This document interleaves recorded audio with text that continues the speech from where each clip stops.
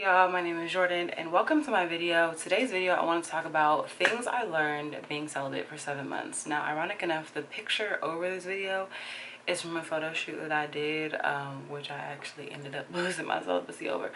But that is, besides the point. That's besides the point. I really just wanted to make this video because I felt like, well, one, sorry, I was looking for my light. Give me one sec. Okay. Broke my trash can, y'all. Oh, y'all can be able to see that. Never mind, it's okay. Maybe I should take off my glasses because sorry y'all, I'm just like a little discombobulated. Okay. But yeah, so this video is about things I learned being celibate for 7 months. Like, it was a journey. It was definitely a journey. I don't know if I should like go into a little bit backstory why I became celibate, but long story short, I just had a very traumatic sexual experience with one of my past partners.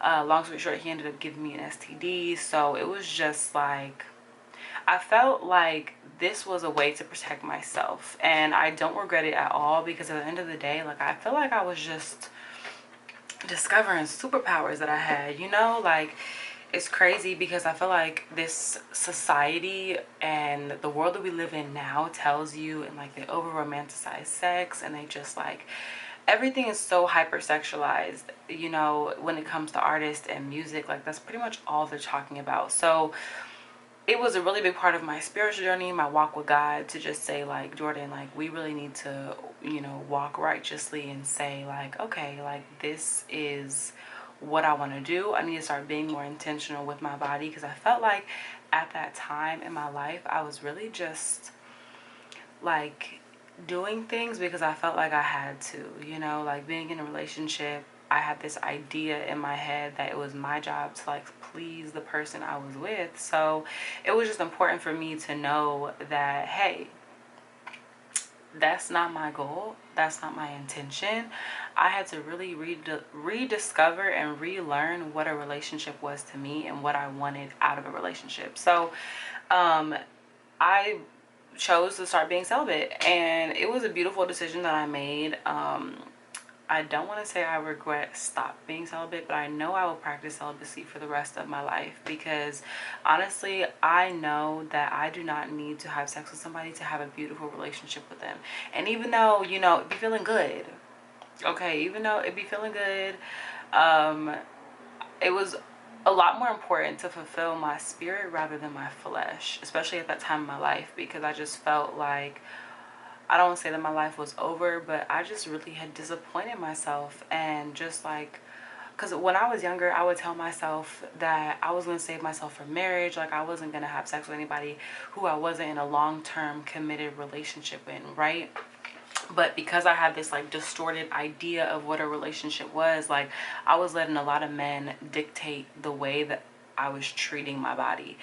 And y'all, I went through like trials and tribulations, okay? Like, my first like real boyfriend, I just remember like, I was not, okay, I did not really have that much sexual, like, I mean, experience one, yeah, of course, but like knowledge, I should say that, knowledge and information. First of all, if you're watching this and you're a woman, pee after every time you have sex. If you're gonna have sex, pee, okay? And that's something I did not know, which was really important. So literally in my first relationship, y'all, I got like at least 15 UTIs, and this is not even over dramatization. Y'all know what word I'm trying to say, okay? This is not a dramatization. Like, I was so unaware, I was so ignorant of my body that I was just, going with the flow. And sometimes when you go with the flow, like, you really have to be mindful of just you. And the thing is, like, I never used to listen to my body. I never used to be in tune with my body or my spirit. I would just be moving. So in my first relationship, I got so many UTIs. If you don't know what a UTI is, it is a urinary tract infection where bacteria goes in like your urinary tract, and it is a very, very painful. Even men can get UTIs. So if you're watching this and you're a man, pee after you have sex with somebody, okay? This is like completely off topic because I'm supposed to be talking about what I learned from being celibate. But what I learned is that listen to your body, y'all. Your body will tell you about somebody that you're dealing with before your mind or your heart will speak through you. But I should do another video about that. But yeah, what I learned is the importance of who you are sharing yourself with. Like, I don't think at the point when I was in college, like, I didn't really value my body the way that I do now. Like, it is really a power and a treasure and a gift to be a woman nowadays. Like, our, not just because, you know, we have vaginas, but because, like, we literally are the portals of life. You know, God sees us as these, like, divine creatures. I literally have Proverbs 3:15 on, like, a poster right here, and it is, she is more precious than rubies, nothing you desire can compare with her. And I consider that verse about every single man and woman on this earth, because at the end of the day, like, when you realize that we are not here on earth to fulfill our flesh, like, your life will be so much more fulfilled in other areas. And it was like, as soon as I stopped having sex, y'all, like, I just started, like, having so many creative ideas. I just started, like, really being able to put my full focus into myself. And I know some people will probably argue, like, well, you probably just, you know, didn't have that much focus before. But at the same time, like, something that I learned is sex is an energy exchange. Like, there's so much energy that you give to somebody when you are allowing them inside your body, and vice versa when you enter inside someone's body. When you are having sex with somebody, like, you are having sex with everyone that they've had sex with. I don't care what y'all say. That is education, okay? That is information, and that is something that one can help you, because if you think about it, like, I mean, God says we're supposed to wait until marriage. I mean, I haven't, y'all. Like, I'm gonna be straight up. I've been with 8 people, and honestly, like, I'm not ashamed to say that, because those were all decisions that I made. And it's not that I'm secretive about it. Like, I have forgiven myself for the people that I've given myself to that I felt like didn't deserve me, because at the end of the day, I'm still learning. It is still life. I am still trying to figure out who I am, but I know that allowing another person inside me is not going to help me figure myself out anymore. So right now, I'm really just on a journey to rediscovering who I want to be. And honestly, like, it doesn't matter how old you are. Like, I can't sit here and judge anybody. God tells us not to judge anybody. So, and because I can't be judging myself. Like, if you're judging somebody else, you are literally judging yourself. Like, it don't do that. Okay. But honestly, what I just learned is that also, when you do take your body away from a certain equation, like, I remember I was like, I don't want to say hooked up, but, like, I made out with this boy, right, when I was celibate. And I just remember, like, telling him, like, hey, I'm celibate, da da da da, like, that's just what it is. We're not gonna go any further. I remember, y'all, he got so angry with me, and his whole demeanor changed towards me because I wasn't about to give him my body. And honestly, if y'all, like, start revoking access people, if you start revoking people's access to your body, like, you will discover their true nature and what their true intentions are about you, okay? Like, honestly, it is probably, honestly, I consider it a superpower. Like, I'm getting excited talking about it, because, like, it really just tests people's patience with you. And one thing in the Bible, it says that love is patient and love is kind. So if someone really loves you, they are going to wait for you. They're going to, I do not live by a train. They are going to wait for you. They're going to be patient with you. And it don't matter how long it is. It don't matter if it's a year, 2 years, 3 years, 4 years. They are going to wait, because you know why? Love is patient and love is kind. So if that person really loves you, they're not going to care whether or not they have access to your body. So one, that was just one of the, like, the green flags that I really was, like, carrying with myself, because it really just gives you, like, an upper hand. Like, it makes your life so much easier, because, like, you're able to see people's character more. You're able to, like, think clearly. Like, have y'all ever been in a relationship and you having sex with that person, and you know they doing you wrong? Like, you know you're not happy in the relationship, you know your peace is gone, but you still with them because the sex is good. I've been there, okay? I have been there. I have been in relationships where I feel like I have to stay, or I want to stay because they're making my flesh and my body feel good. When at the end of the day, I know that they're not good for my spirit or my heart, and I'm depressed in this relationship.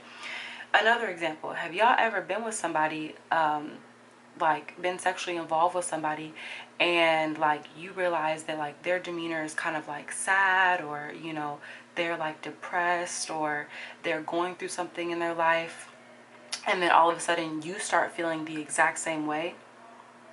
Remember when I said sex is an energy exchange?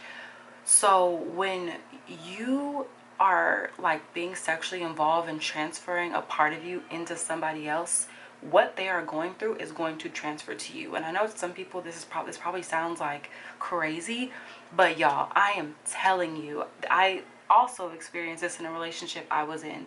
I was having sex with this man, and he was just going through a lot in his life, and not that that was like completely transferring to me, but I could feel what he was going through. I mean, I'm also very sympathetic and very emotional, and I'm very intuitive about what people are going through, but it was just like I felt like I was him, y'all. I felt, sorry, I'm looking at my viewfinder to make sure that my camera isn't overheating. Oof, I feel like the Holy Spirit is speaking through me. So I felt him, I felt his energy like through me, and it was just like as soon as he would be around me, it was just like I would get this like overwhelming feeling of just like being sad or like somber, because I'm being energetically involved with this man. Have y'all ever like been around somebody, not even sexually, like a friend who is just sometimes always negative or always complaining about something, and like then suddenly like you kind of start feeling that same way? Like energy is so strong, y'all. That's why I feel like I try to stay really positive, or I try to like be the light in every room, because you never know who needs like a dash of light in their life, because some people don't know. Some people don't know that who they're dealing with may be affecting their peace or their whole well-being. And so when you remove access to your body, like you will start understanding and seeing people's true colors. There have been a plethora of times where I've been in a relationship and I've told the person like, hey, I don't want to have sex anymore, and because I felt like it was my job to please them, they wouldn't respect my decision. Like they would say like, oh, you're being selfish, like how could you take your body from me? And like me being the empathetic, like I'm very like caring, and I try to look at everybody's perspective, but sometimes you really just got to stick up for yourself and be an advocate for yourself, because nobody else is going to advocate for you like you are going to advocate for you, okay? Like if anything, I feel like I've learned that you cannot allow someone else to dictate the way you live your life, because if people are mad at you, if people are hating on you, that means you're doing something right. Okay, if you are making somebody mad, that means you're doing something right in your life. I mean, not like if you beating somebody up and you know they mad at you, but if you have haters, like what's that one line? You if if you ain't hate, if they ain't hating you, you ain't popping. If you ain't got haters, you ain't popping. Something like that. That's a song. But at the end of the day, like you have to live your life for you. And I feel like my celibacy journey had definitely taught me that. Like I have to be intentional with what Jordan wants, because nobody is going to advocate for what I want more than me. And if you allow people to step on you, walk over you, tell you how you should live your life, because y'all, learn from me, because I've already been through it. Like do not let a man or woman, this is going for men and women, do not let a man or woman tell you how you should be living when you know what's right, when you know what you want to do. Because at the end of the day, you may just end up regretting not listening to yourself. Because what? That self-talk, that intuition, that is God telling you, no, this person is not for you. You need to get up out of here, or they're not, y'all are not a pair. Being in also an unequally yoked relationship, that I haven't read too much about that in the Bible, but I know that that can kind of translate into like if you know you're with someone who is kind of not on your same level. Like have y'all ever been with somebody who is not like on your same like mental or social awareness level? That's an unequally yoked relationship. But those are the things that I pretty much learned during my celibacy journey.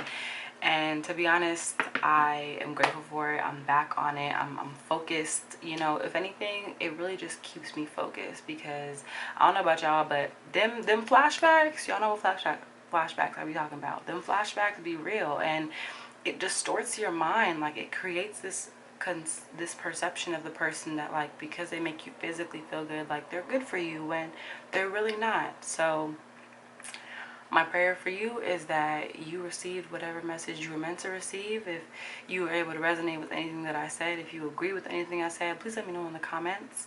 Follow my Instagram, y'all, because I do want to start posting more. And honestly, I just feel like God has been speaking to me, telling me, like, Jordan, you have to start showcasing your life, because you know you can't do it on your own. And I can't. Like, I really can't. Like, I cannot. So, hope you guys enjoyed this video.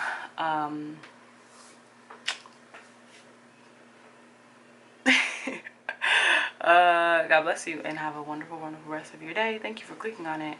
Thank you for giving me your time. I love y'all. But God loves you more.